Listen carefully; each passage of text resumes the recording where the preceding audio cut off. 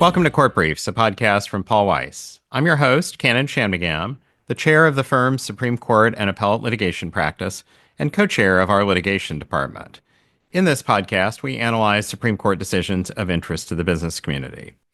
Today, we're going to talk about the Supreme Court's recent decision in Smith and Wesson Brands versus Estados Unidos Mexicanos. And joining me to talk about the court's decision in that case is my colleague, Abby Weiss. So, Abby, let's start with the legal background to this case. What was the statute at issue here?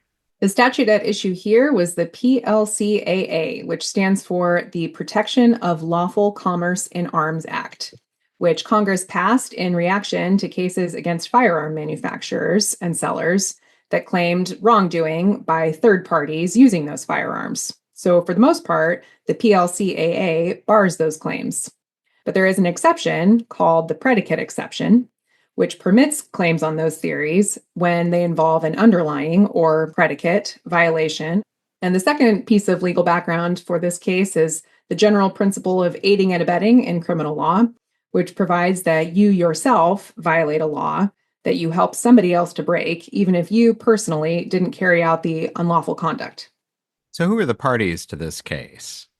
The parties in this case are the Mexican government, which sued Smith Wesson, among a number of other firearms manufacturers and dealers, claiming harms from gun violence on the theory that those defendants knew their firearms would go to retail dealers that supply Mexican gun traffickers.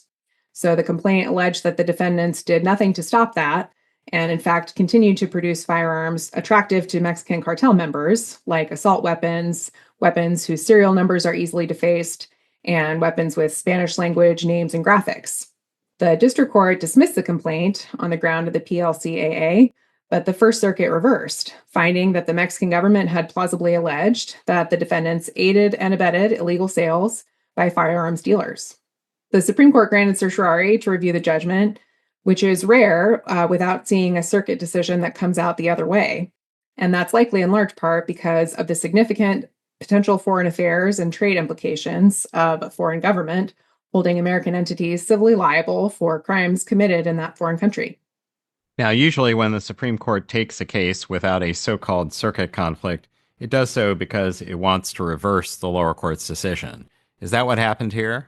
That is exactly what happened here. In a unanimous opinion by Justice Kagan, the Supreme Court reversed the First Circuit and concluded that the manufacturers were entitled to PLCAA protections against civil liability.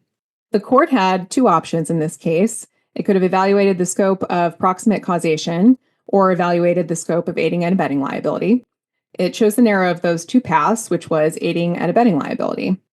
And the court primarily relied on its recent case, Twitter versus Tomney, which held that Twitter was not liable for terrorist attacks that ISIS planned using the Twitter platform.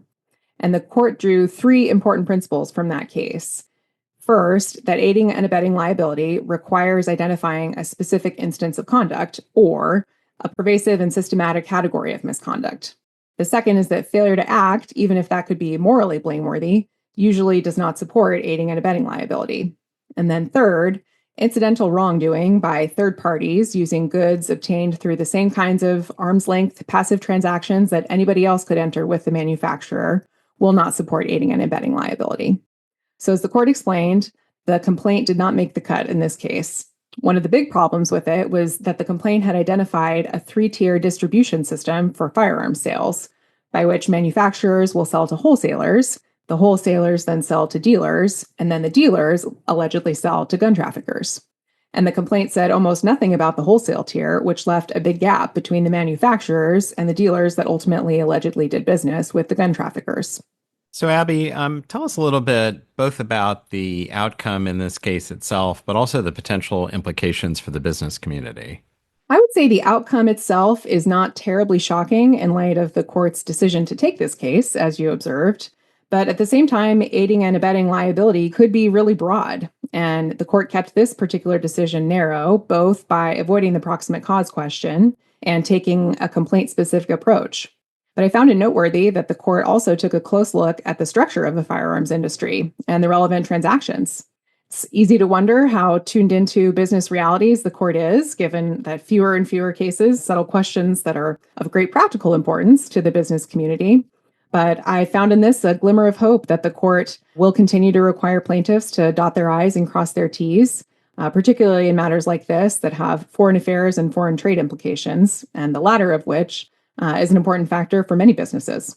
Well, the good news is that the court is taking barely enough business cases to keep this podcast in business. So thank you, Abby, for summarizing the court's decision in Smith and Wesson. And if you have any questions about the court's decision, please feel free to reach out to either Abby or me.